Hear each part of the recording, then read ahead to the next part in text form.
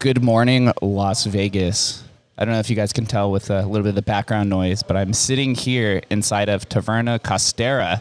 We're here at Tech Tuesday, the third Tech Tuesday. It is hosted by the City of Las Vegas, also a partnership. I know with the IONnovate's had some representatives. Tech in the Alley is a monthly meetup that features tech entrepreneurs and startups, and it's been growing and expanding. I'm actually sitting here with Daniel Corliss. He is a venture partner at Expert Dojo, which is a VC out in California. But as we were talking about before, his money has no borders. And so now he finds himself out here at Tech in the Alley in Las Vegas, networking and connecting. So Daniel, thank you for coming on. Awesome. Thanks, Jake. Thanks for having me. You were first up to bat in this test experiment out here. Right. Do you come out to Vegas often, or are you out here specifically for this event? So I actually moved here back in February. I kind of got away from the environment and disruption that was happening in California. And I was coming to Las Vegas a lot just to kind of get away from all that. And I just kind of finally said, why don't I just move out here? I mean, I'm coming here to get away from it all the time and staying in these lovely, resorts and, getting away from it all for 4 or 5 days. Finally, I just said, I'm making the move. So happy to be here. It's so funny that you say that. Once you hit the 2-year mark of being acclimated to Vegas, you'll never leave. It happens to everybody. I already love it. I'll tell you what, I'm never stuck in traffic. The roads and the sidewalks and the parks are super clean. Obviously, there's a lot of tax incentives and reasons to want to come here and build a business as well. And I get to play golf every week. I mean, there's just tons of outdoor recreation aside from golf, but I absolutely love it. Best move I ever made. Yeah, you'll learn that Vegas is very diverse. Politically, entertainment, economically is beginning to, and that's why we are sitting here today, because there is a tech industry that's kind of had a few different starts in Vegas, but has failed to reach some sort of pivotal point of reaching network effect and kind of gravitating onwards. But now with the COVID pandemic, it's kind of accelerated us into this digital-based economy. And so I think that's why you're seeing yourself out here and Tech in the Alley beginning to grow more and more, because there's so much opportunity out here to either invest or start a tech firm out here, because there isn't that many. Do you see something of similar nature? Oh, it's crazy. I'm definitely not the only one that came here. So the amount of talent that's coming here from not only places like California, but Seattle, Portland, it's incredible. I mean, there's even just right here, right across the sidewalk here, there are people sitting in that other room that have had IPOs, huge successful exits, just giants in their space and industry and tech and other realms as well. They're all coming to Vegas because of what's here. And that talent pool is really starting to build. The opportunities here are starting to build, and it's not a bubble. I think we're really on the precipice of something that's just going to set this place on fire in a good way. As a born and raised Las Vegas native, one of the rare unicorns that you'll probably meet out here, I'm so bullish on the city. Recently, I left a nightclub job. I was working on the Strip for 10 years, and I've been dabbling in crypto. That's kind of what helped me get out of that industry. And I've been kind of pioneering my own blockchain movement over at the Harry Reid Research and Technology Park. And it seems weird when you're on the ground floor of building something different in a city that is based off of sexuality and gambling and kind of just losing it, the international playground. Yeah, getting blackout drunk and just, bachelor parties. And yeah, you realize pretty quickly when you live here and you're not just visiting for, that bachelor party, that wedding or whatever it is, it's so much more than that. And actually, since I've lived here, I only go to the Strip when there's like friends in town and I'm meeting people for dinner. That's not Vegas, and that's not what's happening here. If you look outside of the Strip and you look at companies like Boxable that came here, like Elon Musk just announced in a tweet that he's living in a Boxable home, on the SpaceX property in Texas. But that company just moved here less than a year ago and is based right here in North Las Vegas. They make those tiny homes. And that's just one example of thousands. and it's incredible. Vegas is not the Strip. It's not gambling. It's not sex. It's not being drunk. There's awesome, responsible, economic things happening here in a really positive way. Yeah, the utility and accessibility of Vegas being next to an international airport, the tax neutral benefits, the opportunities are really endless. But tell me a little bit about Expert Dojo. Yeah, so Expert Dojo is a venture capital fund, but we're not just venture capital. The way that we use that money and the way that we help our investments is through our accelerator program for the most part. So we invest in those companies and then we help them accelerate to rapid growth, sustainable growth, and we want to get them to a wildly successful exit somewhere down the road. And that's how we work. So we have a team of experts in their field. I mean, we have SMEs, which is subject matter experts, people that have had successful exits and IPOs. They're all on our team. So when we have a company come to us and say, "Hey, will you invest in us and help us grow?" Absolutely. We're not just going to give you money, though. We're going to deploy our team, give you that expertise, give you business connections, so that you're just hitting the ground running super fast. So it seems like startup incubators are really the hot trend. Obviously, Y Combinator is kind of like the big behemoth. I had a gentleman on my show that went through the Y Combinator program, and he told me it wasn't even so much about the capital that they're going to receive, but it's the network that they're kind of locked into, as you just mentioned, because as society progresses and in a digital economy, you have to collab with people. It's not this type of hyper competitivism that worked in the brick and mortar business where you're fighting for those kind of resources. Now you have to also fight for attention, and collabing is one of the most beneficial ways to get there.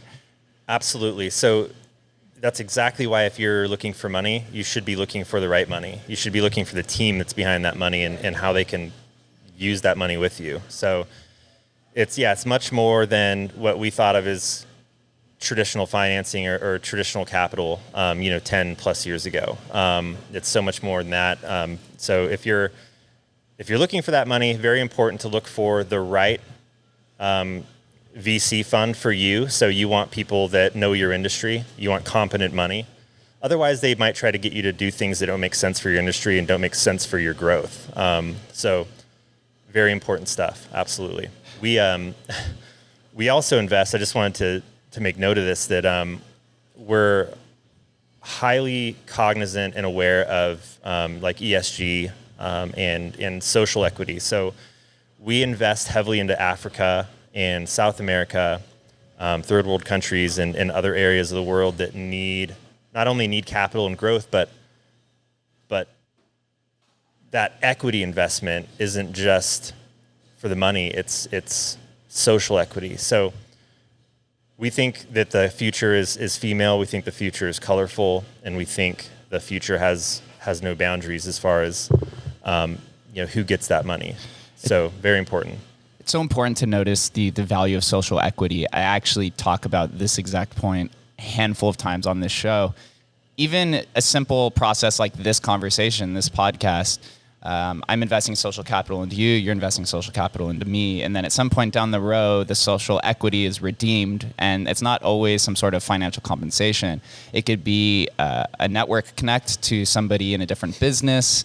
It can be a redeemable referral of some sort, or maybe down the road, that person that's sitting across from you on a podcast opens up a business and goes public and you get in on the private sale beforehand. So this social equity goes much, much farther than just like the one road dynamic of receiving financial compensation. Right.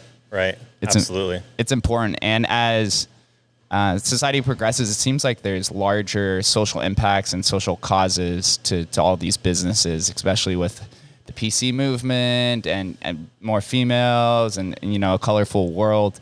We have to be inclusive of everyone, but everyone wants to have that cause. Like Tom's Shoes kind of pioneered that. Yeah, absolutely. Yeah, they were one of the first. And I think it's so important. I mean, the female founders that exist today that are, going to IPO, for example, that isn't just because females are just now becoming leaders and smart and just extremely good at running business. They always have been. We just haven't really been giving them a chance and providing that social equity. Same with people of different color and different race, different ethnic heritage. So important to start recognizing that, hey, if we're all sitting at a table and we're all white and male, there's a problem with that. And we really need to be doing better at recognizing, who we're sitting across from, who we're helping support and getting to those positions. I think that's super important. And Vegas is a very great city for female entrepreneurs. I think that female entrepreneurship is extremely undervalued, and that's why I try to bring on female entrepreneurs onto the show, because they provide a different insight. And in a city like Las Vegas, women actually have a lot more power here than they do in any other city. Working on the Strip for 10 years, the women are the ones that are making all the tips. They're dividing it to their busser, which was me. So you're a little bit at the mercy of whatever that they describe. And a great analogy I like to use, or metaphor, is that if you're walking around on the Strip and all of the men disappeared, it would probably operate just fine. But if all the women disappeared, nobody would go. And that shows you the power of women in Las Vegas. Yeah, absolutely. Tell me a little bit about the investment thesis of Expert Dojo. Do you guys go tech heavy? Is there a growing market that you guys have been looking into? So we have different accelerator cohorts, and we all invest and have diligent teams that focus on investments of certain industries. So I'm on the healthcare team. So we invest in all types of healthcare, even sort of fringe healthcare stuff. But it's all very tech heavy now. I mean, AI and quantum computing is coming into healthcare just like a tidal wave. It's every system, every SaaS platform, everything that's trying to drive healthcare and make smart decisions or improve outcomes of health services are using AI to power physicians' determinations and care path for their patients. So it's all very tech heavy right now. Biotech, microbiology, every realm. So yeah, that's absolutely where it's headed. Really exciting stuff. Las Vegas, sadly, doesn't have enough healthcare innovation happening here yet. There are some things going on. UNLV is doing some really interesting, exciting stuff as far as healthcare goes. But aside from that, we need more of it. Absolutely. We need to attract these different businesses, and it's simple conversations like this that make it much more attractive when you know that there's actual capital in here. Because in Vegas, I've had on a few different startup companies. I had Jeff Sailing, who has Startup NV, and I work with Jamie over at the Harriet Research and Technology Park. It's a big 144-acre property, and they're attempting to build out a startup incubator as well. But there just hasn't been that much attractive features. Tony Hsieh tried to start that a decade ago and seemed to hit a lot of walls. But now seeing Expert Dojo come out from California and see that this is an attractive place, it's only going to encourage those entrepreneurs to build something out without being fearful of losing everything. Absolutely. We want to raise the tide to lift all boats. And I've been talking with Jeff Sailing and his team at Startup NV.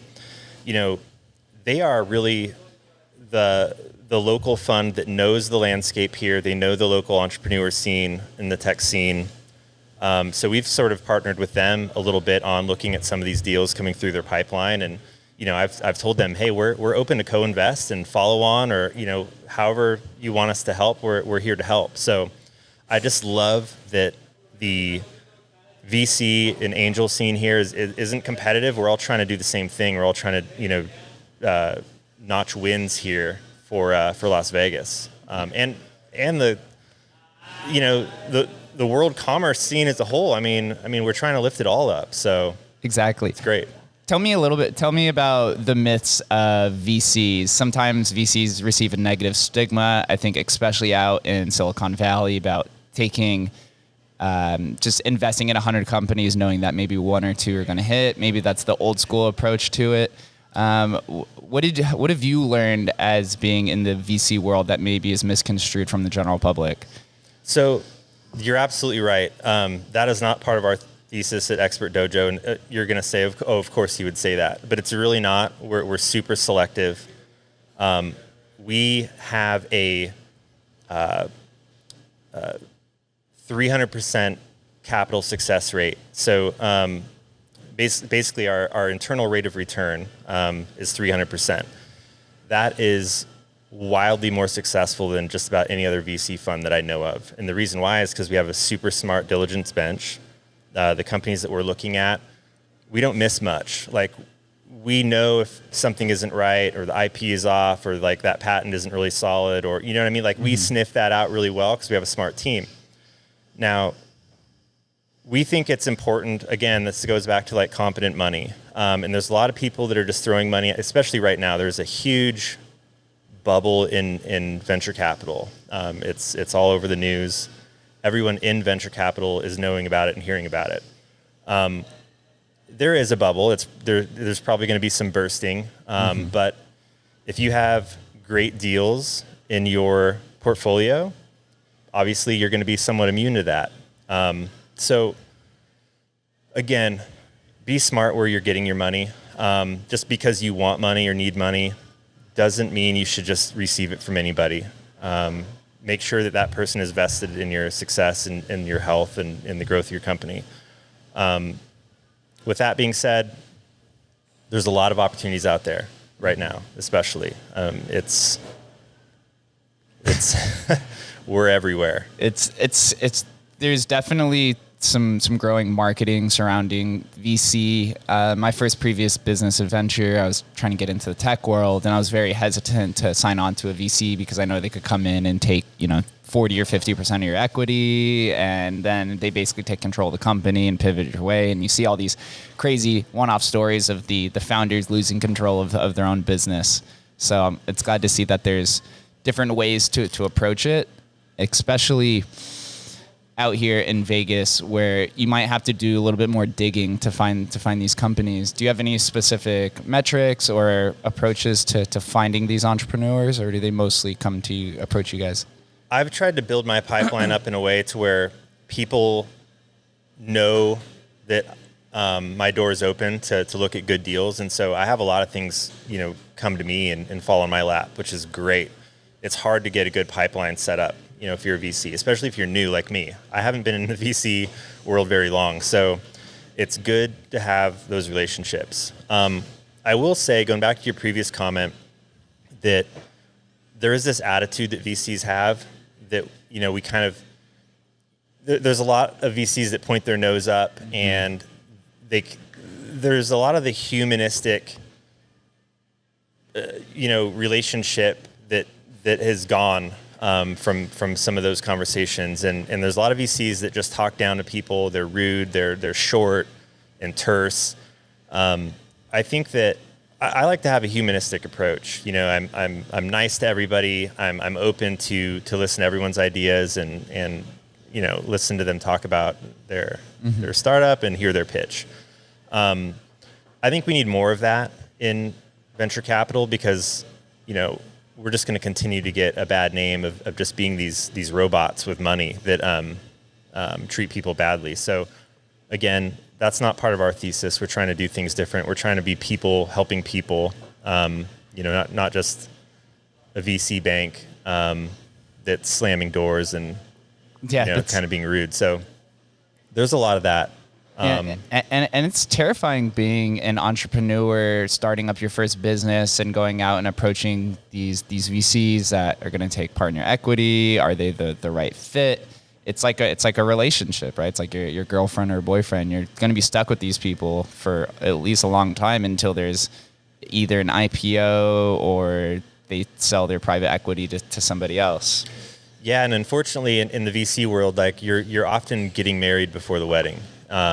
You're receiving capital from people that you don't really know yet. Maybe you've been talking with them about, raising for the last month or two, but you don't really know them. And then once you get into that accelerator or, you're taken off, that isn't someone you want to work with. That relationship ends up going sour and south really quick. So again, very important. Yeah. Like make sure that that's someone you want to work with and someone you're going to have fun with. That's also very important. Like if you're not having fun building your business, building your company, you don't have that passion in it, and you can't stand next to somebody who's sharing that passion and having fun with you, even through the hard times, go find someone else. Just wait till you have that right feeling about that money. Yeah, it's all about the journey, as they say. If you live too far in the future, then you won't be able to embrace the moment, and that when you finally get to that end point, you won't feel anything. What is the average investment into a startup over at Expert Dojo, or at least the range from the smallest to the highest? Yeah, so our standard accelerator investment is $100,000 at 7% equity, and then there are various terms we can sort of have in that contract, that deal. But we're anywhere between $50,000 and $250,000 typically. So we're usually early stage, seed, pre-seed. But we're trying to get those companies to that A round, right? We're trying to accelerate to we want them to have a $500 million, $1 billion exit in 2, 3, 4 years. I mean, that's where we're trying to go. We're not trying to make 200% return. We're trying to make 1,000% return. Yep, that's the power of having a long-term mindset in this world where the attention span seems to be decreasing every day, whether it's through social media or even in the financial markets. There's so many day traders now. Before, there used to be a lot of swing traders. No one wants to hold on to that equity or to that value. They just want to flip everything. Right. Yeah, there's something called power cost return, and many VCs know what that term means, but basically, if you don't know it, Google it. But basically it means, like, as you said earlier, you're going to have deals that don't work out, and maybe you get a slight return, maybe you get no return, but there's always that curve line. And so even if you're a VC that has one company with a huge exit, or you get them to a great equity financing round, and let's say it's just hundreds of millions of dollars, that one deal might make your fund break even. So just keep that in mind. I mean, that's why we're so hyper focused on being very picky and very selective, very just laser focused on our investments, on our people. So laser eyes, man, laser eyes. This is incredible. Before we get out of here, there's one question that I ask every single person on this podcast. And now that you've lived out here for a little bit, you actually can have some attachment to this question. But what does Las Vegas mean to you? Las Vegas means a new utopia. I mean, I see it. The things that are happening here, it's just like the ground is starting to shake a little bit, and I can feel it. And it's like some magical things are about to happen here. I can't even tell you. Land here is cheap. There's plenty of water. The tax incentives are here. The talent is here. People want to see success here. Mm-hmm. I mean, I wake up every day excited. I mean, that's how much I like it here. I have heard the term thrown around as Vegas becoming Silicon Central instead of Silicon Valley. The neon desert can become this. It's happening. It really is. I'm so excited. Daniel, where do I send all the listeners and viewers to follow you and get more involved or reach out with Expert Dojo? Yeah, so Expert Dojo, really simple, expertdojo.com. They can find me. So I have my own agency. I do angel investments, trading, also work in healthcare. So dcadvisoryllc.com. You can email me at daniel@dcadvisoryllc.com. Find me on LinkedIn. Boom. That's the easiest way. It's so funny. Yeah. I think that's where we connected, was actually on LinkedIn. Yep. Daniel, thank you for coming on, sharing some knowledge with us in the VC world. And it's incredibly enlightening to know that there is a lot of interest in the city and that you want to focus on the entrepreneurs, especially. That's why I focus on this show. So thank you for sharing your time and your knowledge with us. Thank you so much for having me. Thank you guys, and we'll catch you next time. Thanks, guys. You know what? Summer is here. Football is about to start. Baseball has started. Basketball is going on. Every major championship is right around the corner. But you know what is not? A wild and hairy bush. Yes, that's right. Tame your pubes with help from our friends over at Manscaped, the leaders in below-the-waist grooming. I know they've been sponsoring the show for quite some time now. You guys are very familiar with this. Their 4th generation performance package includes a brand new lawnmower. If an athlete treats their body like royalty, why not treat your pubes like Olympic gold? Fellas, do right by your balls and join the 2 million worldwide who trust Manscaped. It's been a little over a month now since Vegas has been fully opened. I've been to a concert at the brand new stadium out here. I went to a casino opening. I think that the world is ready to get back to force, especially out here in Sin City. But what you guys need to do is get ready and open yourself up to the Performance Package 4.0, which is from Manscaped. Inside the Performance Package 4.0, you'll find a handful of things. You'll find the Lawnmower 4.0 trimmer, the Weed Whacker ear and nose hair trimmer, Crop Preserver, Ball Deodorant, Crop Reviver, Toner, plus 2 free gifts, some boxer briefs, which I love, I wear on the regular, and a Shed travel bag. All of these products in the Performance Package 4.0 has a handful of utility. The Lawnmower 4.0 has a 7,000 RPM motor. It has a 4,000 LED spotlight. The package also comes with the Weed Whacker to get right up in that nose to make sure that you could get out all of those prickly hairs and also save your ear from some dissatisfaction as well. Now hear me out, everybody. Use the code THEGUESTLIST, one word, the guest list, just like the podcast, over at manscaped.com to receive 20% off and free shipping. I have had dozens of friends order this product. I have not heard anything bad. I use it on the regular, especially when you're out here in Las Vegas getting ready to go out and have a good time. You want to make sure that your confidence is at an all-time high. Make sure you use the code THEGUESTLIST for 20% off and free shipping over at manscaped.com.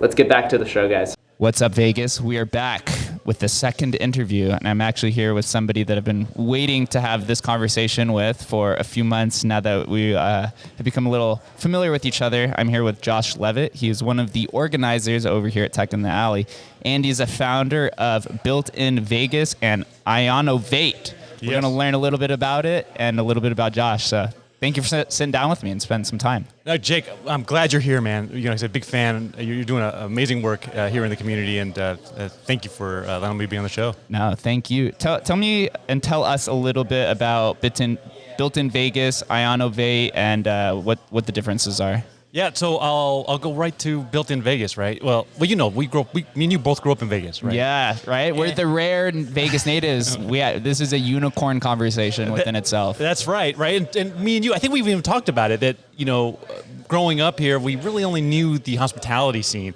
And it's funny that I'm wearing this shirt today because I always tell people growing up, I wanted to be a valet parker, right? Because that was a job. It was a 5-year wait list. You're going to make a ton of money, drive some cool cars. I don't know if you said the same thing, but I talked to other people that grew up here, and they say yeah, they had that same sort of idea because that's all we knew, right? And now they charge for valet. It's ruined. I know. There goes a tipping, right? Yeah. But I eventually got into the technology field by chance, right? And did fairly well on it, and became a CIO of a company, and started finding myself in a big struggle to find talent.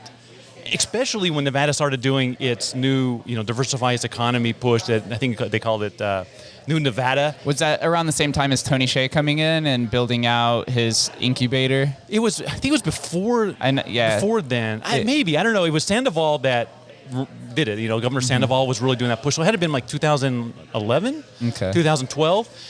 And, they're talking about, hey, we're going to bring in the Tesla and, this other car company and all these other cool things. And I got to thinking, if I'm having a hard time finding talent now, forget about it when, all these big companies are just pulling this talent. And number one, I wouldn't be able to afford any of it. And number two, even if it's available, how am I going to find it? How am I going to, as a company, grow? Because I always thought technology as an accelerator to business, right? So how am I going to accelerate the business I was in? So I got very hyper engaged in workforce development. Started visiting a lot of high schools, right? And I'd go and I'd say, hey, raise your hand if you have a family member that's in technology. And I would be surprised if 2 people raise their hand. Most of the time, people just look at you silly, right? And so I said, all right, well, this is a problem. if people were like me growing up, they just don't know what technology is because there's no exposure to it within their household. It's not their problem. It's not their fault. It's not their parents' fault or the community's fault. It's just we are what we're accustomed to, right? So I got really into mentorship and promoting technology careers. Eventually left my job as a CIO and started working for a nonprofit that focused on building pathways for youth in technology, right? So we would train for free. The company was called Tech Impact, and we trained students for free, and then we would help them find jobs in the tech field. And then I helped start Punch Code, which at the time was the only post-secondary licensed private coding schools in Nevada. And the reason why is because we wanted to have a pipeline for developers. That's what they're saying. We don't have any developers. So the focus on that was just to demonstrate again that there's a pipeline, hoping that other companies will come in and say, all right, this market is valuable and we can start pushing out a tremendous amount of developers. I say that because BuiltIn.Vegas, IONnovate, and even Tech Alley were all based off of that realization that we don't have a tech community or a way for people to engage or do anything outside of the hospitality, which everybody knows. So BuiltIn.Vegas, the reason I created it is because I wanted there to be some sort of content if someone Googled Las Vegas tech or Las Vegas startup. I said, all right, let's just create it, right? You're an entrepreneur. I love entrepreneurs, and actually that's what I learned by hanging out with a lot of entrepreneurs is they just do it. I got an idea, there's a problem, let's just solve it, right? They don't wait around for others to do it. So that's what I did. Bought BuiltIn.Vegas, entitled it, the tech and startup scene, and started writing just stories about technology, about startups. Started a podcast. You got 40 episodes on there almost, if that many. We were doing it pretty consistently for a while. But anyway, that again now there is some sort of entry point, right? And then so that's been working really well. And then it inspired me to do other things. So I built my own company, IONnovate. And again, what IONnovate does is it's actually based off something I learned at the developer school, was that I had to find a way to mitigate the risk for people to hire junior developers. And so what I do is I hire junior developers, put a senior developer as an intermediary between them, and then we work for clients and work as a launching pad with the opposite of a non-solicit. So I actually encourage my clients to hire the people that. So it's like a mentoring program of sorts. It's a work and learn, right? And so they're getting paid while they're working, while they're being mentored, and they're working on for clients. The clients love it, right? Because there's a $30,000 to $60,000 cost when it comes to allocating like senior developer talent to upskill a junior developer, and you're taking time away from a project you're trying to deliver yesterday, right? So for the client, if you're looking at risk, it's much less riskier to go to India and get some teams, right? Than it is to say, all right, well, I'll take a junior developer. So we mitigate that risk by providing that senior talent and that junior talent, scaling that senior developer's time across multiple projects. The junior developers do the majority of the work. The client isn't doing any of that mentorship, so they can concentrate on delivering their product. And at the end of the day, they got to know these junior developers, and if they want to hire them, go for it. Can't hire the senior developers. Those are really hard to find. But we got plenty of junior developers here in Vegas. We just had to figure out a way to de-risk that relationship, and it's doing quite well. For me, I just concentrate on developing that pipeline because I got talent liquidity, right? It's the business model, and business development. Thankfully, I partnered with a group called Concierge Software Development. They provide the senior team, which gives me a bigger tech stack, and we can help a lot more clients. So it's taken off, and I'm real excited about that. And then you talked about what's going on with Tech Alley. Well, again, Tech Alley was saying, well, how do we have a place if someone wants to engage the tech scene that they can actually go to? And this is the result of it. So Tech Alley is basically an idea that says, let's bring together all of these meetups into a conference-style space, and people can follow tracks throughout the day if they're interested in it. Application development, software development, IT, if we can do it, who cares, right? But we're going to create, again, it solves a problem. Where do you connect to the community? Well, now we have it. Organizers of these meetups, no more of these just before the meetup happens that you're throwing everything together and trying to get the stuff. We'll help, with the venues, we'll help with the marketing, we'll help get people here, and the sponsorship. You just show up, man. Exactly, and it's been so much fun to see this grow over the last 3 months. What do you think the issue was to the prior tech movements out in the city where they didn't have enough momentum or steam to receive as much of attention as Tech in the Alley is now? It's a Tech Alley.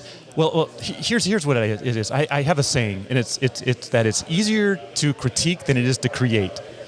So the person that just gets something on paper or does some sort of thing, people will, all right, hey, I got an idea, we can make it better, right? But it takes that person just to make that first move, and I think that's what originally occurred in downtown with Tony Hsieh and the other folks that did it. And I was talking to somebody, and I said, look at Tech Alley.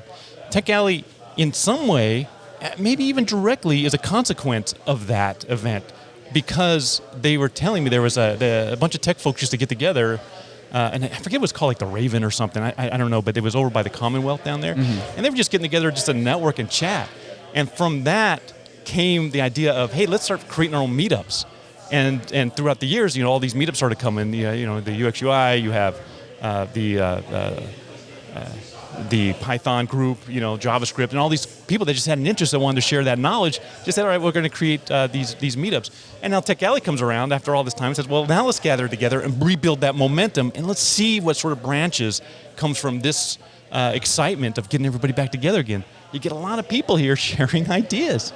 It's going to be interesting to see what they come up with. But I don't blame that effort. I'm glad that somebody said, let's give this a shot, let's see what happens, and then see what the result, even if it's 10, 20 years later. Yeah, and it seems like there's a huge combination of different people at this Tech in the Alley. I just spoke with Daniel, who's part of the VC firm. You're the organizer. There's a current UX UI workshop that's happening, and there's like 4 different workshops. And I think that's what the difference is with Tech Alley versus some of these predated movements, is that they didn't offer enough utility, where we do get in this information or analysis paralysis, right? Where you meet up with like-minded entrepreneurs and you sit and have a conversation, everyone's motivated, and then nothing really happens after that.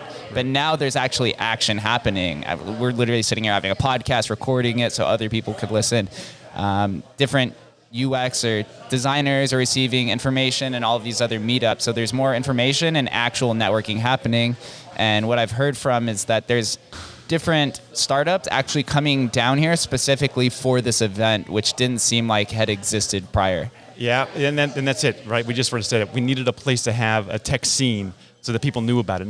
No one, these people that are coming in now probably Googled it, got lost, and said, all right, well, they must not have anything. But now we do, and the word's getting down. So I was excited to hear when people from San Francisco and I think Utah, a gentleman from Colorado was talking about coming down here and hopefully starting a business here or finding some talent here as well. I do want to go back to one other thing, a big principle of Tech Alley, right? You look at Tony Hsieh, and what he did in the downtown area, and which was remarkable, absolutely remarkable. And the only thing that I see as an issue is that his vision relied on his shoulders, right? Mm-hmm. That whole effort was on the shoulders of one hero.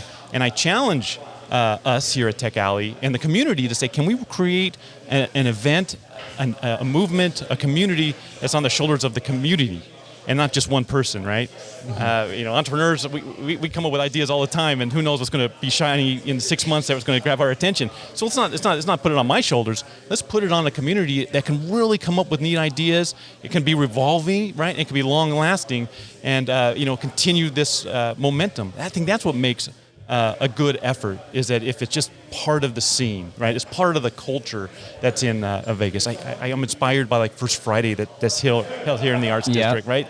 It's just it's every First Friday. I don't know who runs it, right? It's the longest standing event in the city too. Yeah, does somebody run it, or are we just kind of in the habit of showing up every First Friday? I think it originally was founded by 1 or 2 individuals, but now there's a collective community that governs it, and I'm assuming that's something that will probably happen in Tech Alley's future as well. Right now, it's operated by you, the city of Las Vegas, Elizabeth, and a few other entities to get it started. Yeah. But eventually, people are going to want to take leaderships to kind of roll and roll out their thought strategies or whatever it is. That's exactly it. There's a council actually that runs it too. So, I formed a council. Got people that were interested. We shared ideas. It was a horizontal relationship. I just was the guy in charge of the Zoom link, right? I wasn't the one, telling them what we have to do. Just sort of said, hey, I think this would be a cool idea. What's some thoughts behind it? And we just sort of made it run. As someone who's now been doing this this is the third event, are there any sectors of the tech industry that you're seeing maybe are blossoming or blooming out here in Las Vegas that's receiving a little bit more attention?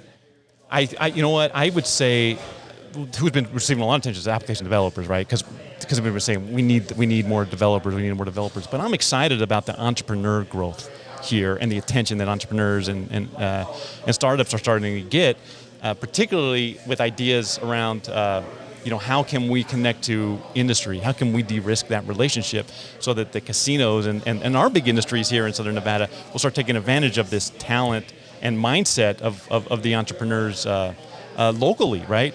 I think me and you have been part of conversations, and I think we've asked that.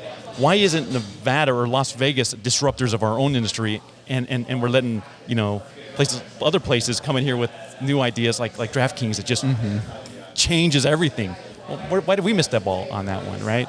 So can we, get these big industries that we have, having these relationships with entrepreneurs, startups, so that they can start leading again in a very competitive market, right? I think it's good for Vegas because, again, it's a very competitive market. Everybody's opening up casinos. And I think it's good for entrepreneurs because, you know what, if you can make it work here in that industry, it's now scalable globally, right? Because hospitality is everywhere. Vegas has such superior infrastructure for the tech scene. It's there. Vegas has operated in this 3D model for such a long time. It's done such a bad job recently as integrating a tech overlay. I call it like the fourth layer or the fourth dimension. But having events like this showcases the different entrepreneurs out here and shows that you don't have to work on the Strip to succeed. There's a blooming network of maybe 5,000 or 10,000 entrepreneurs in the city. And once you do tap into this network, you realize how connected everybody really is.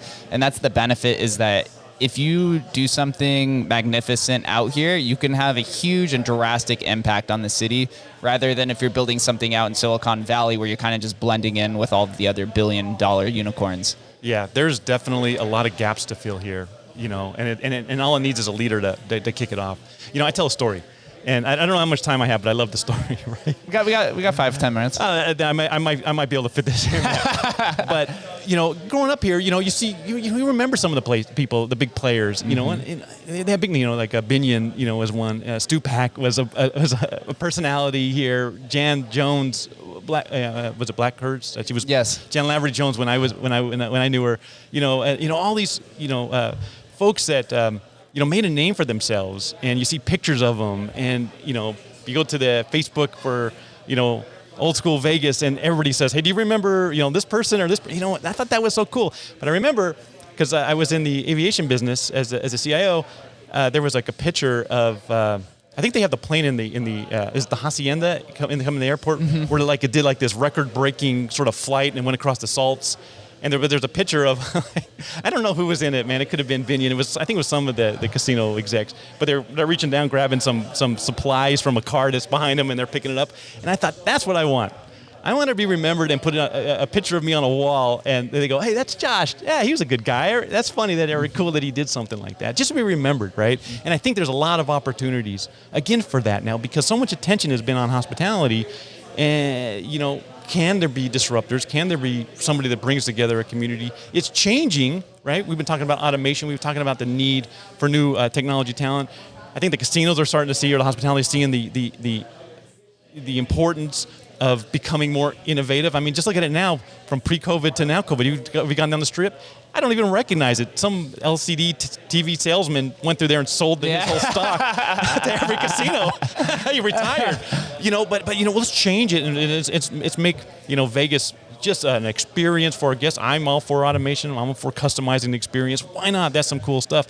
But let's make sure that we have the talent here locally that can help them produce it. But more importantly, create some sort of culture that if kids see this now. They're not going, I want to be a Valley Parker. They're understanding, okay, I have an idea. Now I know how to incorporate it. Now I can implement a solution. That's innovation, right?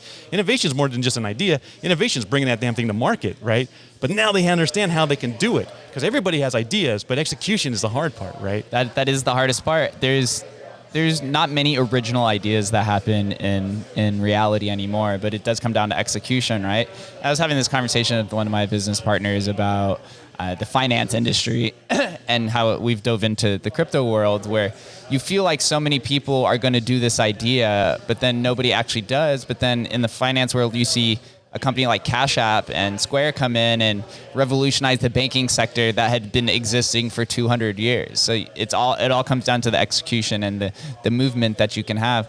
But now in this new society that COVID's kind of accelerated us towards, entrepreneurs and content creators have like a massive crossroad and intersection where you see somebody like me is sitting out here and recording and also building products, but you have to be able to market yourself. Entrepreneurs can't hide behind their business anymore. They have to be out there in the front for their communities to connect with it, because that's what it comes down to. Yeah, and there's a lot of good personalities out here that I'm finding, right? Now that we're bringing this entrepreneur groups together, with an ecosystem that's led by entrepreneurs, which follows Brad Feld's book, Startup Communities. Don up north is using it. I'm glad we're starting to incorporate it down in Southern Nevada.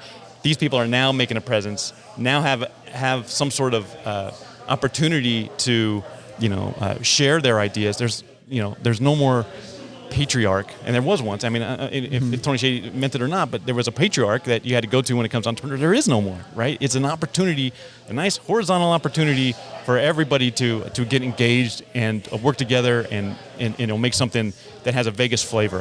Whenever I talk to entrepreneurs, I say, forget Silicon Valley. What's our flavor? What's Vegas? I don't want to be called Vegas, Silicon Vegas, or...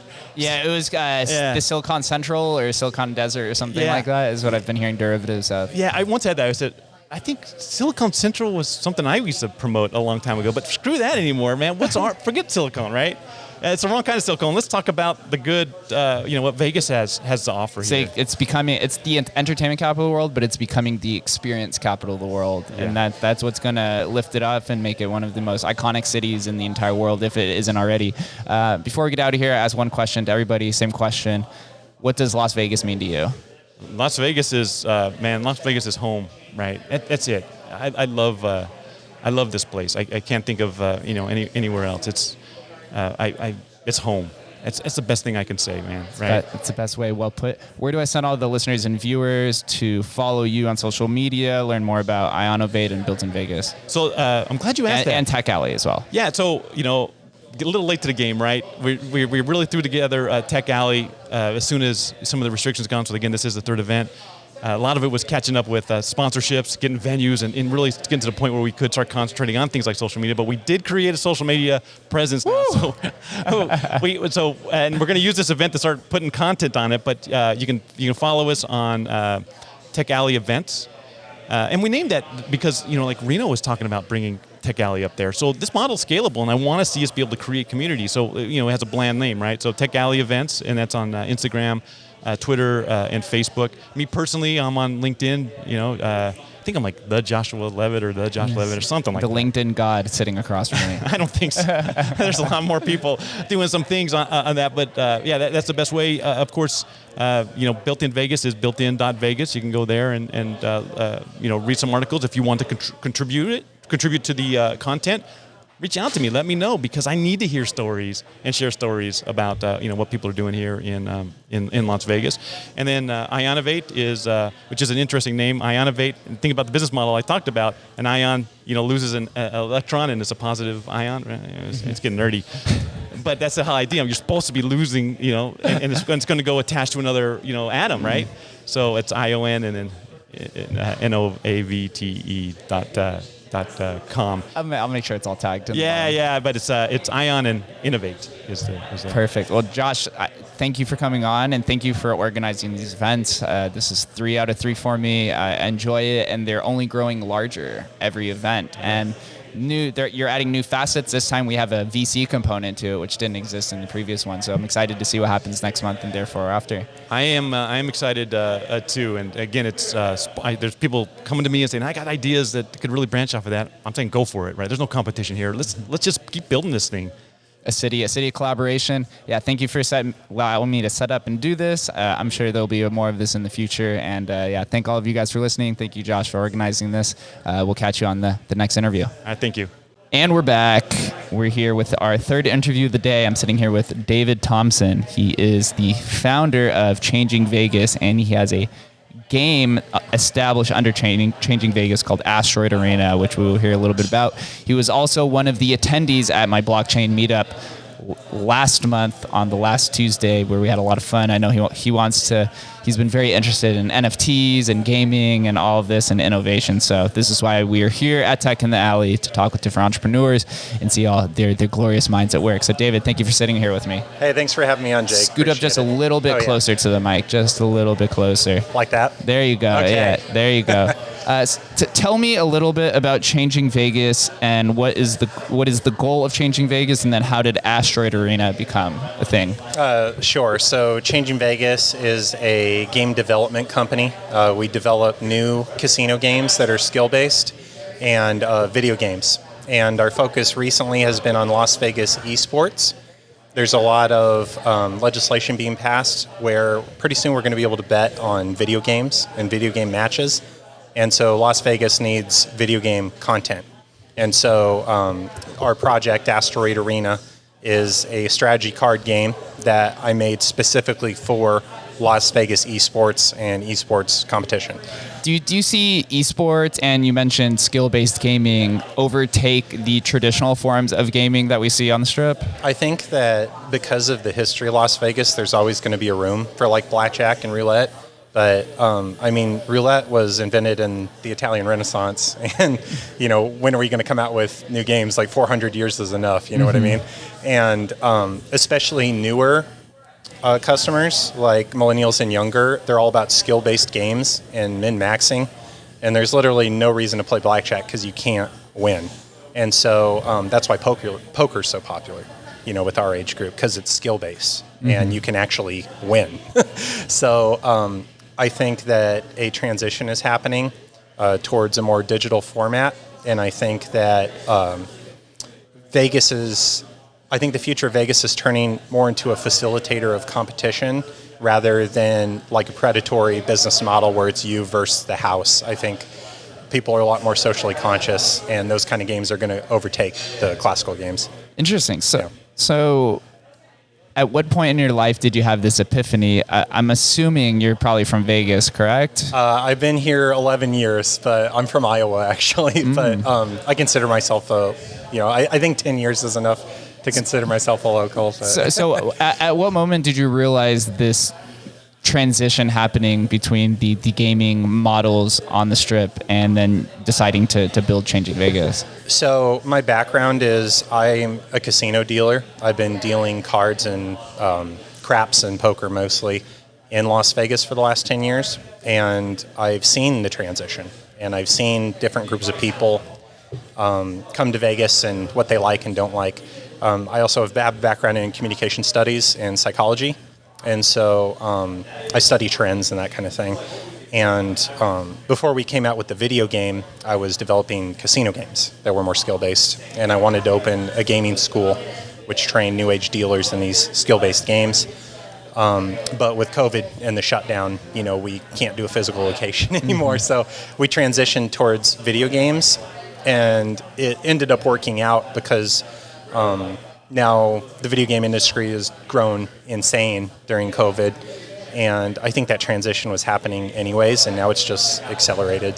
Do you work at all with the Gaming Commission or any of the gaming corporations that kind of govern the Las Vegas Strip, or is it kind of a back-end process where you just build your product and hope somebody comes and finds you? Well, so right now the gaming, we're going to have to cross that bridge when we come to it eventually. That's another reason why we're starting with video games, because you can build a video game outside of the casino space, and you just build it as like free-to-play business model and you're not regulated by Gaming Commission, but you just host tons of tournaments, in Vegas. And like one aspect of our video game that we're thinking about implementing is a GPS feature. So if you are playing Asteroid Arena in the Vegas area, you get like bonus points and whatever. So we see it more of like making Asteroid Arena the esport of Las Vegas. And then later on, once it becomes super popular, we come out with the machines where people can gamble and stuff. But that's going to be down the line because of what you're talking about. There's a lot of regulations. There's a lot of hurdles in Vegas. Yeah. That's something that I've learned as well with the blockchain movement. Well, especially with the casinos, they have so much power that it's hard for newcomers to come in. But if you operate in a different space and then translate and work with them the whole ways, because we're planning on using their venues to host these tournaments, so they can see that we're not malicious about it. We want to work together, and they'll see the light eventually. That's what we're hoping for, at least. So how long has Asteroid Arena been established or built out? So I developed the game about 6 months ago. We really started posting it on our social media about 2 months ago. It's brand new. I think we have 60 subscribers to our YouTube, so we're just getting started. But that's why we're at Tech Alley, and there's a gaming convention coming up next month in California that we're going to, and we're just really getting out there. So we're new to the party. It's very, very challenging. Yeah. What is your strategy in terms of onboarding new gamers into your ecosystem that you're building? So I designed the game with 3 aspects in mind, and they're all designed to let new players connect and non-traditional gamers connect with our brand. The first is flavor. The game's about aliens, and so we have all these different aliens and all these different art styles, and so I think that's going to be a draw. A lot of people will focus on characters. The gameplay, it combines elements from a bunch of different games, like strategy card games and MOBAs and battle royales and that kind of thing. So different kind of gamers are appealed. And then accessibility.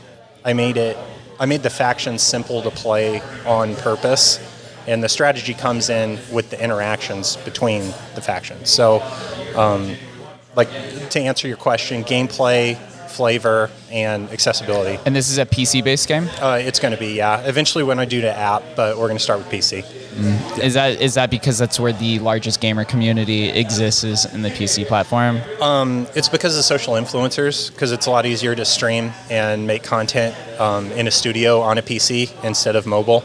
And we're a community-based business. We want to really listen to our players and develop the game based on their feedback. Gamers are really frustrated right now because these big corporations are buying out indie studios, and so we want to make sure that we stay connected with our customer base, and I think the best way to do that is to start with a PC game. This is a message I've heard in the previous 2 interviews as well before you, a focus on collaboration and community in this digital world that we've begun to move into, and many of us exist in this digital form or in this digital world 4 to 10 hours a day, right? On Sunday when we get that text from Apple showing us our screen time, and it just keeps increasing. You realize that it's really important to have these internet communities because it's all about collaboration. It's complete opposite of the traditional business model. And you've been networking in a few different tech-based communities out here. We're here at Tech and Alley. You mentioned you were at my blockchain meetup at Blackfire last month, and you expressed interest in NFTs. What about NFTs excites you in implementing it within Changing Vegas ecosystem? So diversifying is really important. Like blockchain, as you know, is becoming more prevalent, and so having both a regular dollars and cents monetary system as well as crypto is very important. How I want to use NFTs is with the artwork. Artwork is a huge part of our game. We're hiring all Las Vegas artists, and each alien is going to be drawn in a different art style. So what we want to do is create a library of like high quality science fiction art and do a limited release. Every time we release new aliens, we release fine art images and attach the NFTs, and it's a collectible card game. So we want to make collectible NFTs of our art in addition to the cards in the actual game. So you're actually understanding the power of crypto, but also realizing that it's not going anywhere, as so many people just want to dismiss it as a fad or it's all going to zero. Embracing where the internet communities are migrating to is very important to finding success, because I don't think any industry in the entire world moves as fast as crypto does and has the power of expanding the network effect exponentially.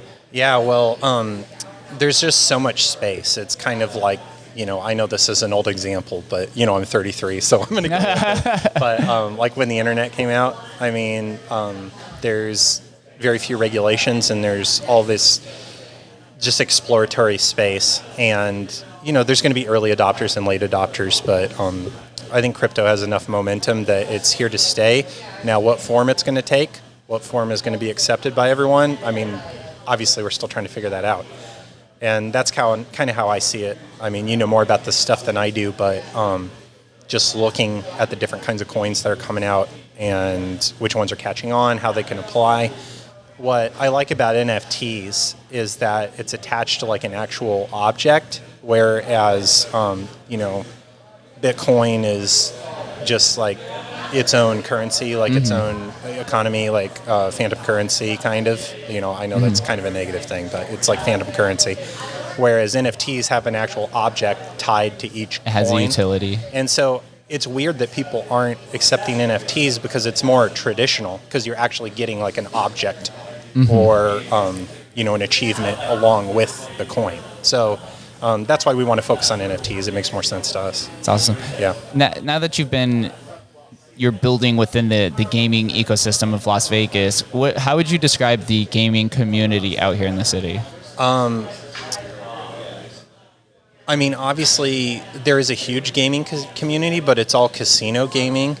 And as the games become more and more digital, I think there's going to be more gamers out here. Right now, it's up and coming. Because of the esports betting legislation, there's a lot of new esports teams coming up, Blackfire, that kind of thing. I think it's a budding industry, and it's not really established right now, but it's well on its way. That's why you're getting on the ground floor, right? Yep, that's it. David, I have one final question for you. Same question I ask every single person that's ever come on my podcast. What does Las Vegas mean to you? Las Vegas is the American dream, and I know that sounds cheesy, but it's a melting pot, a lot of different people coming together, and someone can come here with $10 and leave with $10,000. And I think that the core of Vegas and the independent family business, I think that it's going to move away from the corporate model and more towards the heart of Las Vegas, and that's what it means to me, and I hope to make that happen with our company and what we're doing. Pioneering the movement. That's it. Where do I send all the listeners and viewers to follow you on social media, learn more about Changing Vegas, or play Asteroid Arena? So we have our YouTube, it's just Changing Vegas, and you can check out our website, it's changing.vegas, and there's links to our social media on there. Boom. So easy. Yep. David, thank you for stopping by. Thank you for showing up to Tech in the Alley, the blockchain meetup. I know we're going to be very friendly, and we're going to see each other much more in the future. So thanks for stopping by. Yeah, I appreciate you having me. Thank you. Thank you. Thank you guys for listening. We'll catch you next interview.